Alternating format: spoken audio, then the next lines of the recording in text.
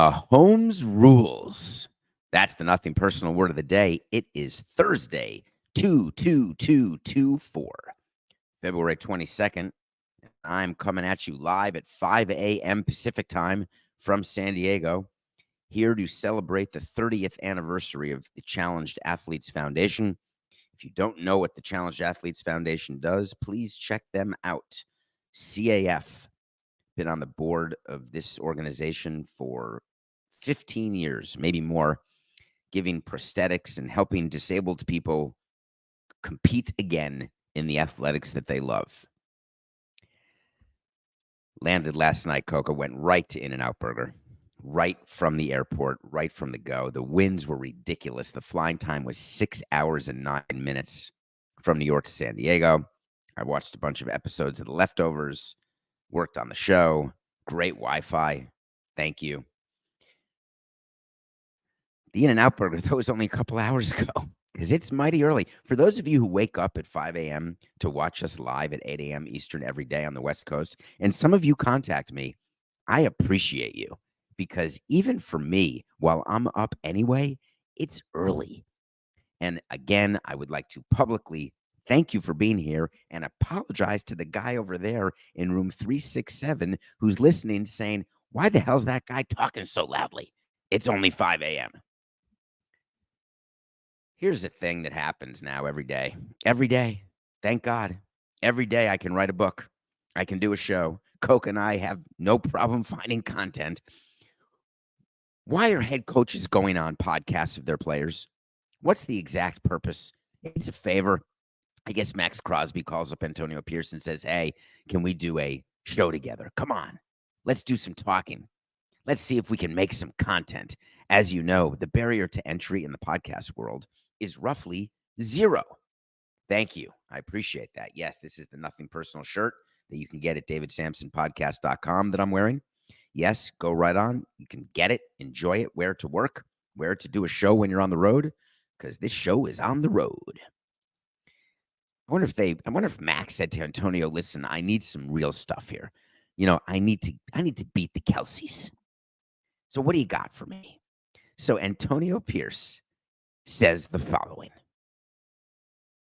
Rules, and I'm calling now from now on, as long as I'm here, the Patrick Mahomes rules. So you remember when Jordan was going through it with the Pistons, all those guys in the 80s before he came, Michael Jordan and Air Jordan, the Pistons used to whoop his. Anytime he came to the hole, elbows, feeling them, love taps. We touched them. We in the head, mentally, physically, emotionally, spiritually. I'm touching you. So I show those guys Jordan getting his whooped. I like the spiritually part. I think that had a very big impact, the Jordan rules, on Michael Jordan's spirituality. I think they really got him. For those of you not of my demographic as a Gen Xer, the Jordan rules were put into place by the Detroit Pistons, and it was pretty clear what they were. Jordan is not going to get to the basket. We may not beat the Bulls, but when he drives the lane, we're going to hit him. If they call a foul, great. If they call it technical, fine. If they throw us out of the game, okay. Do not let him be unobstructed to the goal. That's a rule. There's 3 ways to deal with players. You can have an approach, you can have a plan, or you can have a rule. An approach is when you're heading into a game and you've got a meeting that you have with your hitters and pitchers, and you go through the approach that we're going to have to each pitcher and the approach that we're going to have as pitchers to each hitter. This is what the tendencies are when it's a 2-1 count and 1 man on and 1 man out. The hitter tends to look for something down and in. Therefore, we're going to go up and away. We're going to bounce it. This hitter tends to sit on spin. Therefore, we're going to go the number 1 right in this count. Same with hitting. This pitcher tends to pitch backwards, look for first pitch changeups. Be ready for that. If you want to spit on the changeup, that's fine. He sometimes backs it up with a fastball with runners on base because he doesn't want to risk a 2-0 count. An approach. I love it. It's good to have an approach. Then there's a plan. Sort of like Hannibal and the A-Team. I've got a plan. A plan is when you're going down your entire roster and you look at the other team's roster, here's my plan. We are not going to let Barry Bonds beat us. That's the plan. Anyone else can beat us. Do not make a mistake against him. That's my plan. Then you get to the rule. We had a rule. The problem with the rule is anytime there's a violation, you actually have to yell at the players. When a plan is not executed, you get to meet with your team and say, hey, we had a plan. Why didn't you execute the pitch sequence the way we discussed? Why didn't you sit on that first pitch fastball you knew was coming? We knew we were doing a lot of running, and why did you not pay attention to the hit and run sign? You missed the plan. Man, that approach stunk. We lost that game. Terrible approach. They out-approached us. They beat us. You can miss your approach. You cannot execute your plan. But you know what you cannot do? You can't violate a rule. When the rule is that you are walking Barry Bonds, no matter who's on base, no matter how many outs, you are putting four fingers up and putting him on first. That's a rule. The Bonds rule. That's how you get walked with the bases loaded. Don't care. Well, we're going to score. They're going to score a run because of that. It's a rule. We don't break the rule. The choice of Antonio Pierce, the newly minted, power-loving, hungry, successful, I won Antonio Pierce. Why do I say that? Because for those who don't remember, because you stopped focusing on the Vegas Raiders, you just focused on the Vegas Super Bowl and the Hee-Haw 3. Antonio Pierce was interim. There was no chance that he was going to be the head coach. Mark Davis was looking around, and the players said, you know what, including Max, I love Antonio Pierce. I need Antonio Pierce. We're going to have Antonio Pierce. Lo and behold, Antonio Pierce was named the head coach, the permanent head coach. I wonder whether Antonio during his interview said, hey, we're gonna do the Mahomes rules because, you know, Mark, we beat them on Christmas Day. Last time that the Chiefs lost, we were the last team to beat the Super Bowl champions. That means we're like the Super Bowl runners-up. That's how cool it is. I used to love doing that. It's so ridiculous. When you win 2 out of 3 against the team that then wins the World Series, you go back during your off-season meetings. Hey, we're this close. We're like a player or two away. Look at the way we competed with this team that is now wearing rings. It's such delusion. It's so good. It's like the Raiders saying, hey, we're a great team. We beat the Chiefs on Christmas Day. Hey, way to go. I'm just not sure I understand these rules, Jordan rules. But then I really started thinking about the NFL and injuries. And I started thinking about the 49ers in the playoffs, not this season, but the season before when Purdy was hurt and I think Garoppolo was hurt. And I think Coca, I can't remember Coca. I think you may have been the quarterback who played in the NFC Championship 2 years ago. And then all of a sudden the rules changed. Now you can have 3 quarterbacks or 10 quarterbacks because they just didn't want to see Samson and Coca as quarterbacks. And the NFL is thinking to themselves, the Mahomes rules. How did David Stern feel about the Jordan rules? David Stern was the commissioner of basketball when the Jordan rules were in place. And what's not being said about the Jordan rules is that the Detroit Pistons really were interested not just in making sure that Jordan did not get to the rim. It was put him down. Hey, he gets hurt. Not my problem. It's the only way we're going to beat him. Sorry, I want his ass on the ground. Reminded me a little bit of the Dan Campbell press conference. We're going to go for kneecaps. I wonder whether David Stern really liked the Jordan rules or whether from the Jordan rules came the Jordan always gets the whistle, which ended up hurting me and other teams way more than the benefit of the Jordan rules. We always thought as Knicks fans, yeah, there are Jordan rules. It has nothing to do with him getting hit going to the hoop. It has to do with him getting a damn foul called on him every time I breathe on him. So now Roger Goodell has to deal with a team who is coming out and saying that there are going to be Mahomes rules. Do you think it's good for the NFL if Patrick Mahomes is not playing in that Super Bowl game? Well, bad example because they just needed Kelsey to play at the game and they needed Swift to attend the game. But that said, Patrick Mahomes used to be the number 1 star in football. And now, with winning the way he wins, he is, well, can I say it? Oh, darn it, Coca. All right, I'm going to say it. Mahomes is the face of football, but I don't think he is, but he's close. I don't think you want your face of football subject to rules, especially in a game where it's one thing to put Jordan down. Now, you can hurt someone in the NBA. There's no doubt I've seen it. It's not like the NFL. If you remember Bounty Gate, what teams had against Favre? I think Sean Payton was paying people to hurt players. Yeah, how'd that work out for Sean? I guess it worked out great. He's in Denver getting paid a lot of money not to win. Had a good plush TV gig. I guess it pays off to try to hurt people. I wonder whether Antonio Pierce meant that our rule is that we're going to hurt him, or maybe we're just going to get in his head mentally, physically, emotionally, and spiritually. I wonder if Patrick Mahomes really gives a flying rat's pituitary gland if someone's trying to get in his mind. Jordan sure as heck didn't care about that. He would get in your mind spiritually. Would you give me a small break? I just don't think Antonio Pierce should have said anything. It's silly. It brings too much attention onto it now, because now when the Raiders play the Chiefs, the NFL has to pay attention to this. And they have to figure out whether or not there really is a Mahomes Rules, and whether or not that's manifesting itself in an injury or in a possible injury in a late hit in what was described only on the Maxx Crosby show called The Rush as a tap. Maybe it's a love tap. I think there's going to be a problem. I actually have an interesting prediction on this.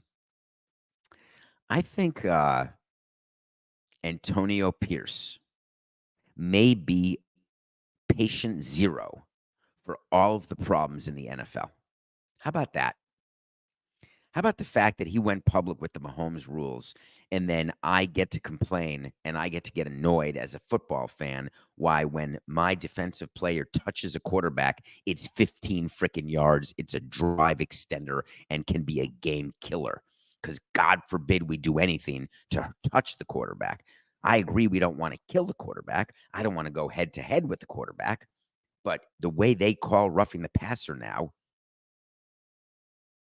I wonder how Antonio Pierce will be able to get through the roughing the passer penalty, the way those are called, with his Mahomes Rules. I think he's going to have to focus more on the love tap one. Maybe they'll just do love taps like on the Tushy. Hey, we're going to come at you. Next play. Do you work out?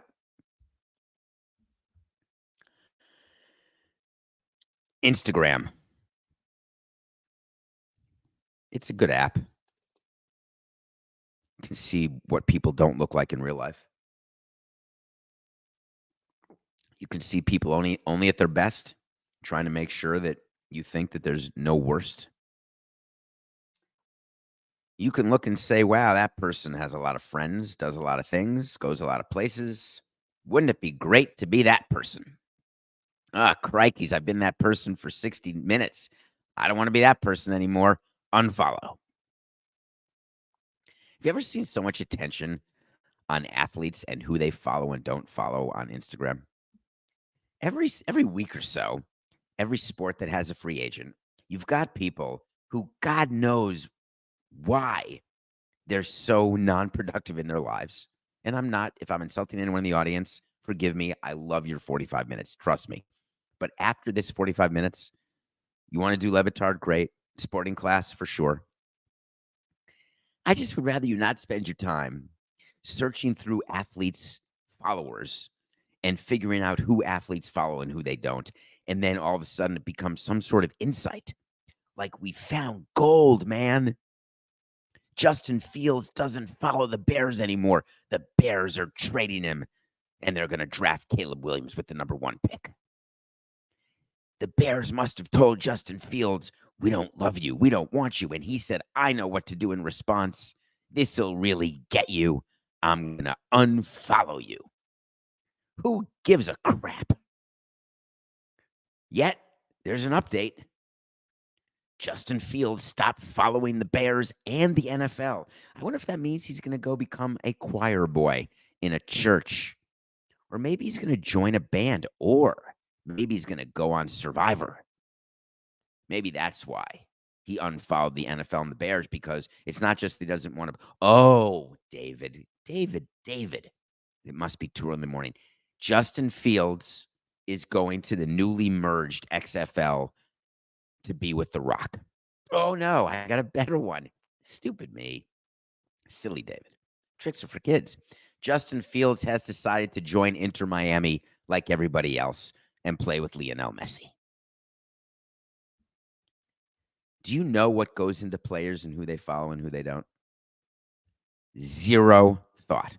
Do you know the correlation between following, unfollowing, and the likelihood of that player being on that team the following year? 0.0. A Blutarski GPA. And Justin Fields basically said it. He said, why do people take social media so serious? He went on this podcast called the St. Brown Brothers Podcast. And he hadn't spoken before since the season ended. And he said, why do people take social media so serious? I'm just trying to take a little break. I unfollowed the Bears and the NFL. I'm not just trying to have football on my timeline. I'm about to go on vacation. I don't want to see no football. Okay. Given if Justin Fields had proper representation, and I'm not impugning his agent, but they need advice. They don't just need you to negotiate their contract. They need PR advice. They need life advice. These young men are millionaires. We forget that all the time. We are giving millions of dollars to kids. Can you imagine back to, how old is Justin Fields, Coca? I'm going to guess he's 25 at most. 26? Could he be even 27? That would be outrageous if he's 27. But I may be wrong. Coco will tell me. I'm not sure my earpiece is working here in San Diego. He's 24. He'll be 25 only 8 days after I turn not 25. So he's 24 years old, turning 25. What were you doing when you were 24, turning 25? What has Justin Fields made, Coca? Career so far? Maybe 3 million, 4 million, 5 million plus what his draft compensation was.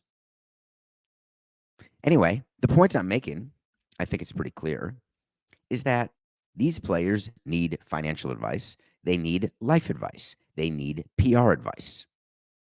They need social media advice.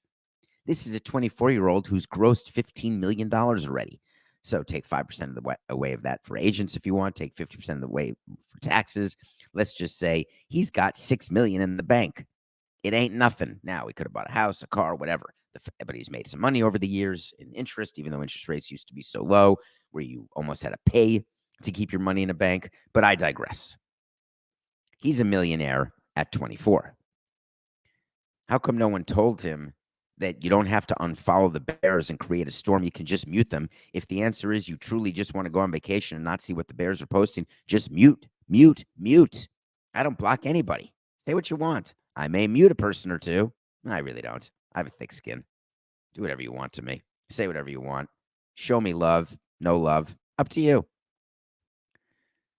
But where I'm trying to get to is to let you know that this does not mean that Justin Fields is being traded. I actually said in January of this year, just a little over a month ago, that the Bears are going to trade the number 1 pick and keep Justin Fields.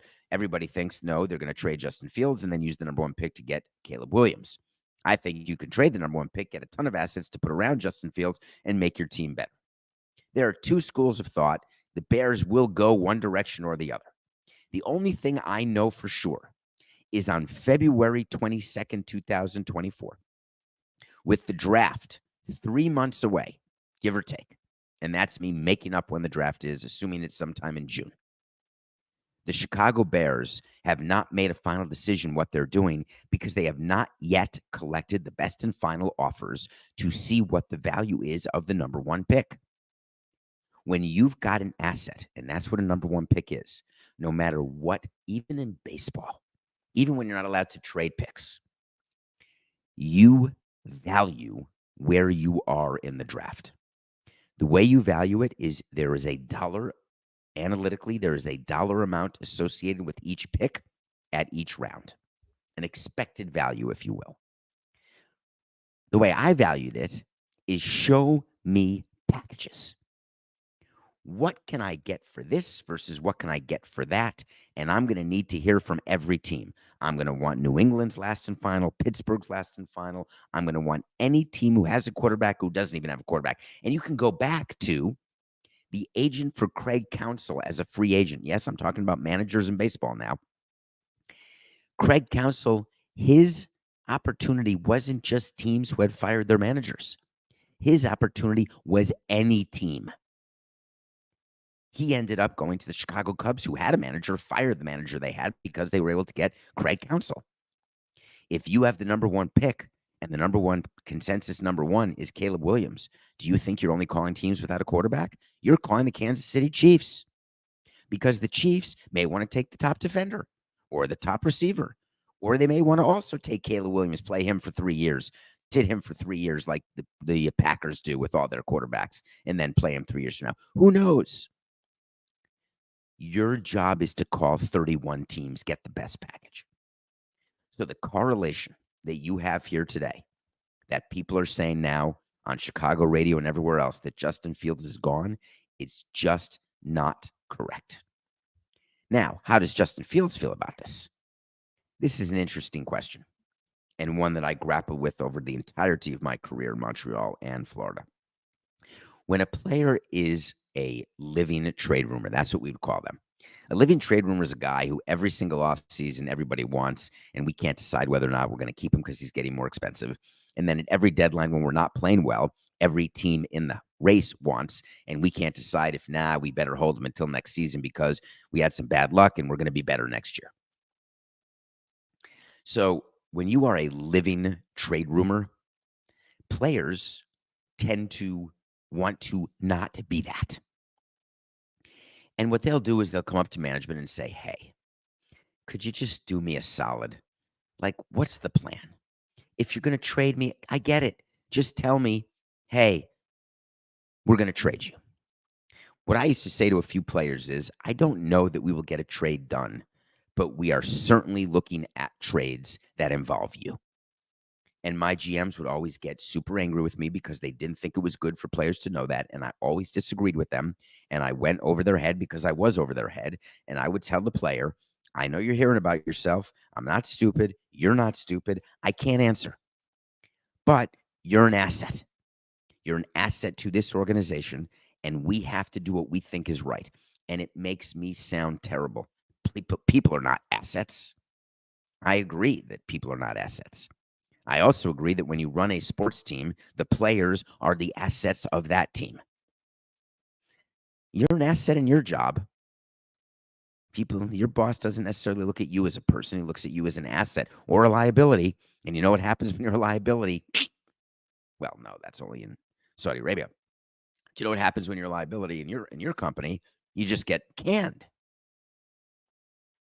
It's always better just to get canned than slit, isn't it?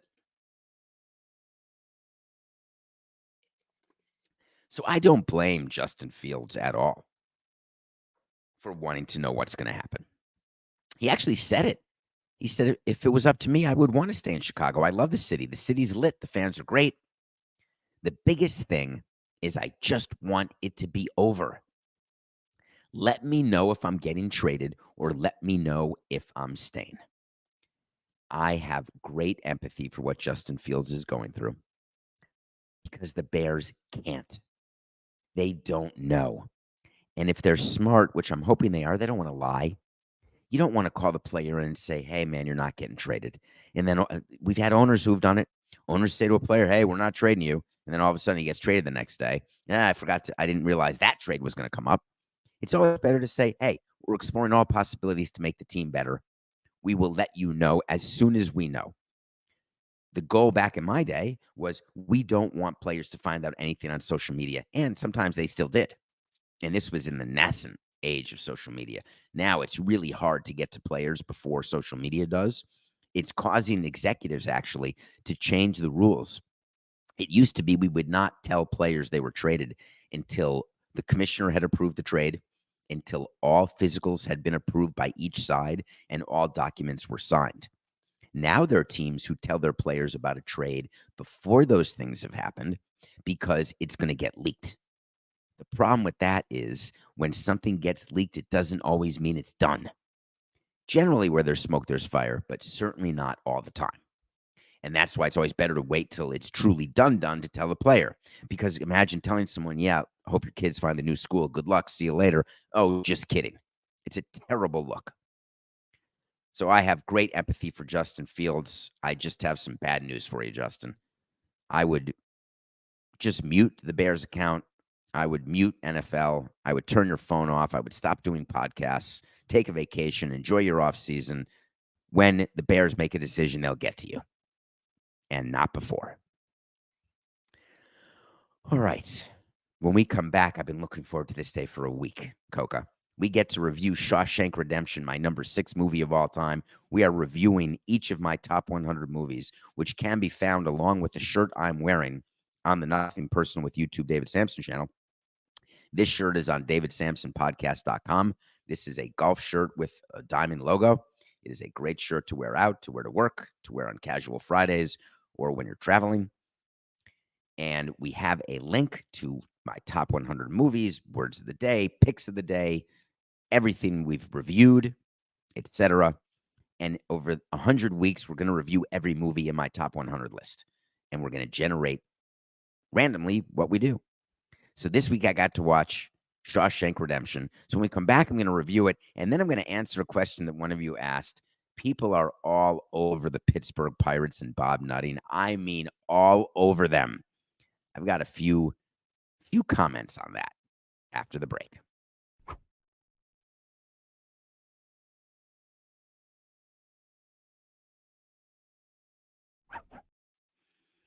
Welcome back to Nothing Personal. It's David Samson and Matthew Coca coming at you live at 5 a.m. Pacific time. Whew. Give me 18 more minutes of your time. Thank you. We appreciate everything you do. Tell your friends about Nothing Personal. We run the Levitard show once a week. We do a show with John Skipper. We do a bunch of radio shows in various cities. But you can set your clocks. 8 a.m. Eastern, 5 a.m. Pacific. We are here Monday to Friday. Almost every Monday to Friday the whole year, actually, Coca. Pretty damn close. All right, let's talk. The reason I made my top 100 movies is because I watch a movie every day.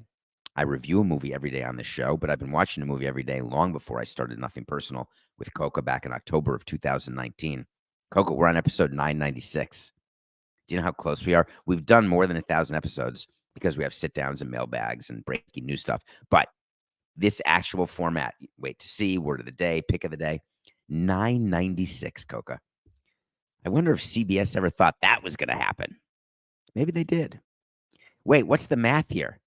When is episode 1,000? I can't do the math right now. I'm too tired. I'm not even that tired. Can we talk about Shawshank Redemption? Can we talk about Brooks? Can we talk about Morgan Freeman? Can we talk about Andy Dufresne? Can we talk about what it is to have hope? Can we talk about what it is to have empathy for people who are criminals, who are in prison, who are then breaking out of prison, even when they're guilty, who have the ability to do it one tiny piece of gravel at a time?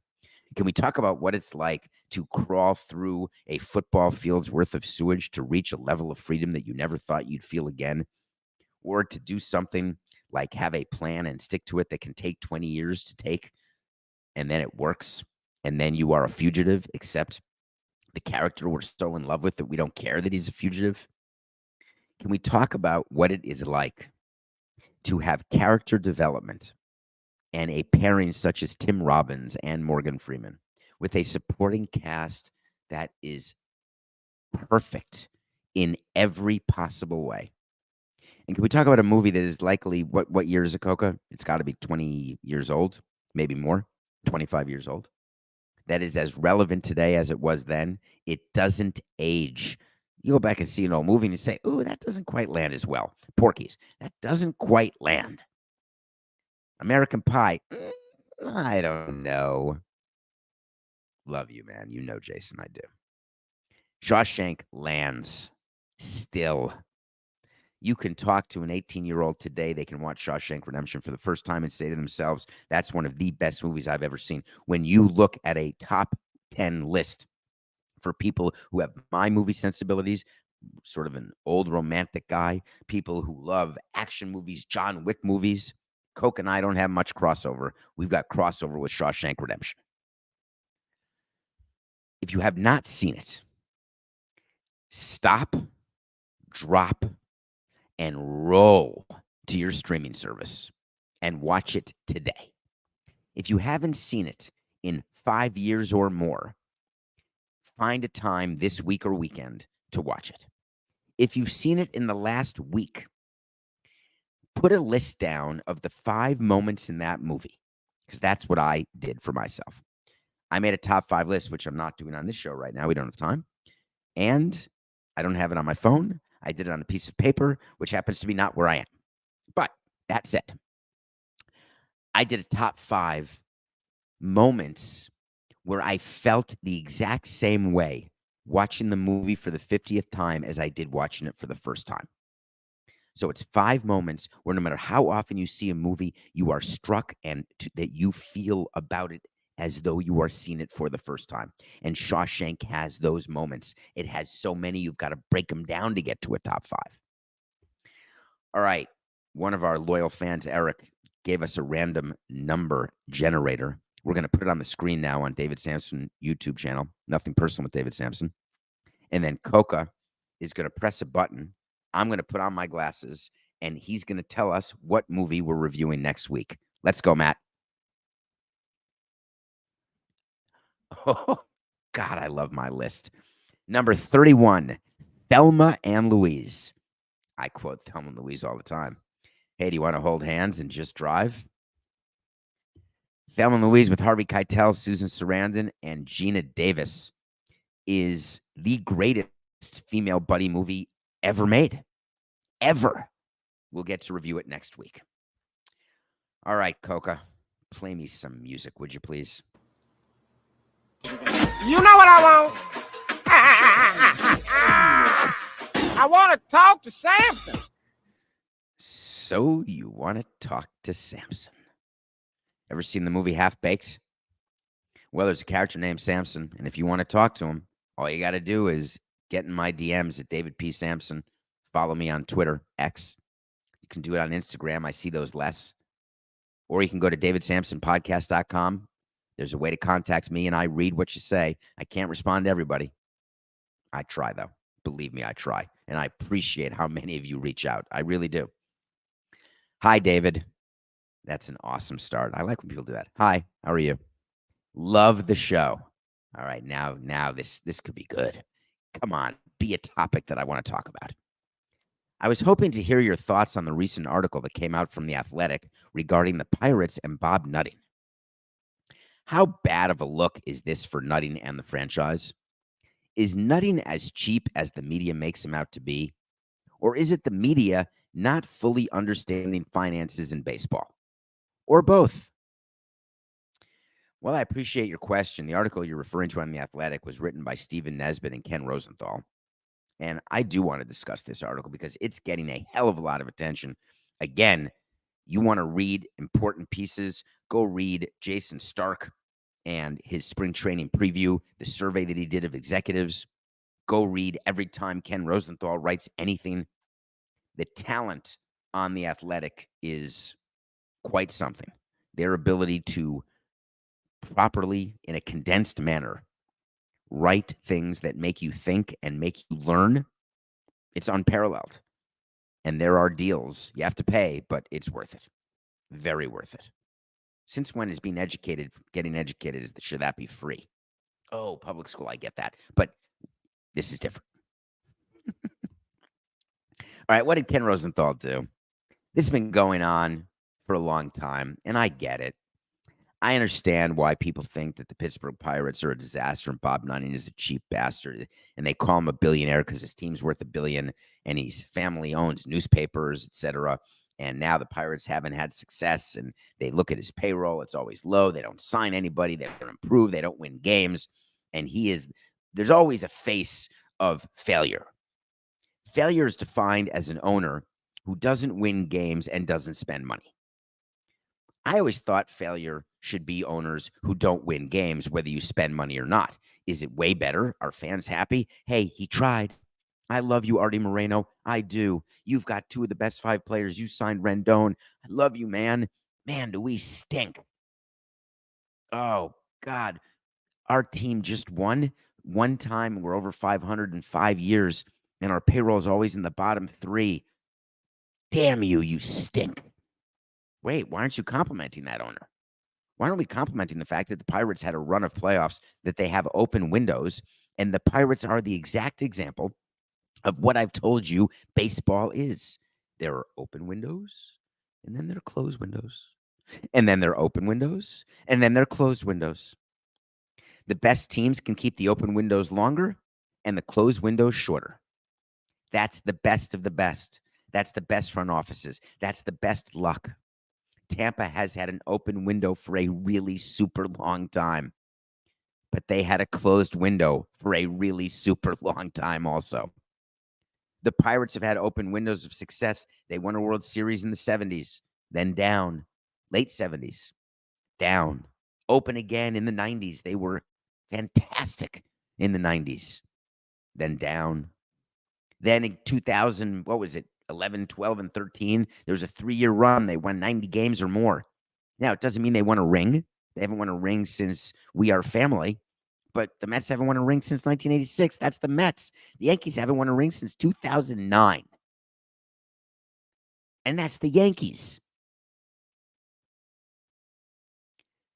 That window was open in the mid-2000s. That's not even 10 years ago. Now, since then, the window's been closed. But then the window's going to open again. And for fans, I get it. It's hard because you feel as though that the closed window should be shorter. And then you read articles like this, and the articles make you feel even worse about the fact that you're a fan of the team. And on top of that, they make you want to hate the owner because he's a cheap bastard. Then in the article, and Ken is a friend. I've had things like this written about me, and I am going to speak to Ken. I've not had a chance to speak to him, but I'm going to call him because I have a problem with one of the quotes that was put in there. Not Ken didn't do anything wrong. He got the quote. He's going to run it because it's been great social media. People are jumping on it. There's an unnamed A-Rod. That's my code for a-hole, by the way. A-Rod. That's what we call them inside the sport. When somebody's bad, you say, oh, he's such an A-Rod.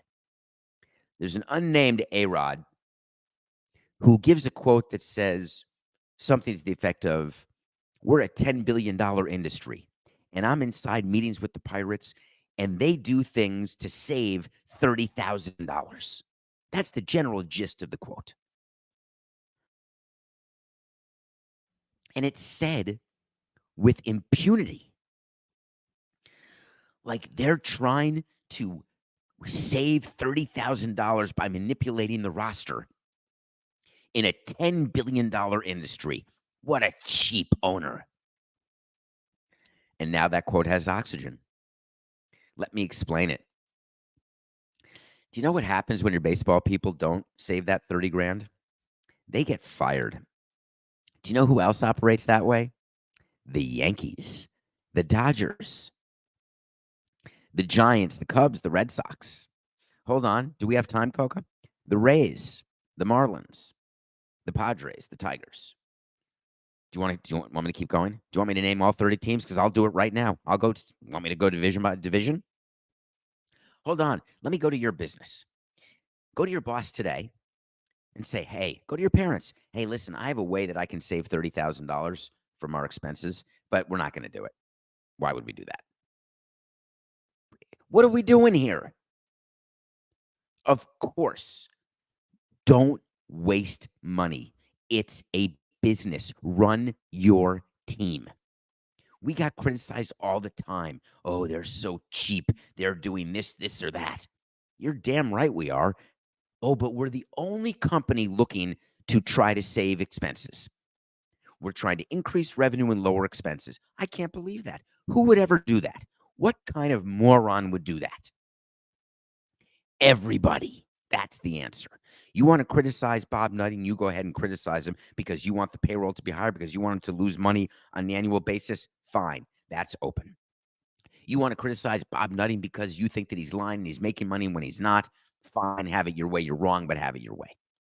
You want to criticize Bob Nutting because he's not signing the biggest free agents and overpaying and ending up with players who are just not going to help him win. Fine. Criticize him. No problem. But you're going to criticize him for how a COO or a president is told to run a team and, by the way, doesn't need to be told how to run the team because every business does that. You want to criticize that none of their international picks have worked? I'm in. You want to criticize that their amateur draft has not developed the type of young talent that the Orioles have? I'm in. What does it mean? And how do you be successful and have longer open windows? Better baseball people. We're all fawning over the Baltimore Orioles. Have we already forgotten how crappy the Baltimore Orioles were for how long? And now they're in their open window. And then those players will get expensive, and that window will close. Windows open and close. You can't force your window to open. You have to have the right young players. Pittsburgh hasn't drafted well. It happens.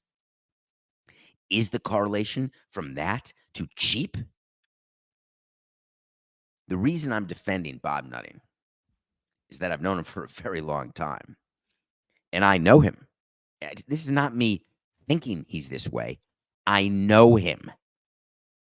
He wants to win as badly as any other owner in that room. But to him, and but to the other guy, and but to the other guy, and but to all 30 guys, it is a business. No, the show's not over. I'm giving my pick of the day, so I'm not going to say it. I got 3 minutes. It is business.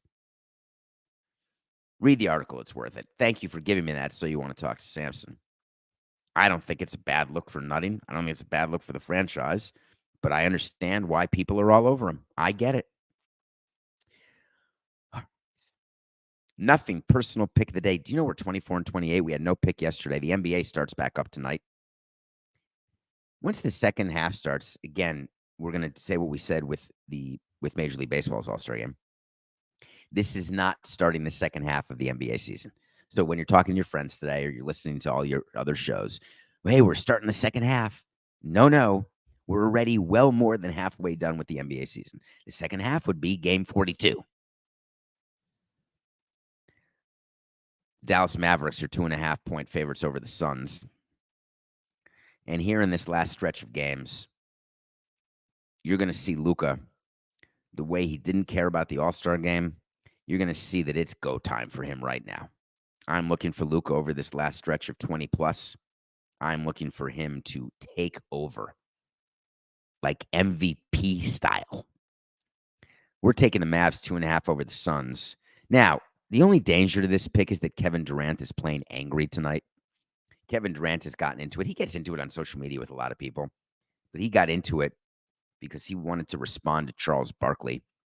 Barkley was pretty vocal during an altcast of the All-Star game, saying that, Durant, not much of a leader. And Durant, who responds on social media to strangers and to any criticism, of course, was going to respond to what Charles Barkley would say. And he basically said, I'm not as charismatic as my peers. I may not have the biggest personality, but I'm also one of the greatest players of all time. I can be in the conversation of who the GOAT is because of the things he's accomplished on the court and the and 4, 8, 6, 9, and the situations that I've been in. And you know what I was thinking? It must be really frustrating for people. There are two types of people. There's people who love the spotlight and people who don't. There's people who are gregarious. There's people who are not. There's people who lead vocally. There's people who lead by example. There's people who don't lead at all. You can be one of the most talented basketball players in the world and not be a leader. You can be a mediocre bench player and be one of the great leaders on a team. That's like somebody in a department that's not the main department of a business can still be a leader in a company. Generally, you move up, you get more responsibility, make more money.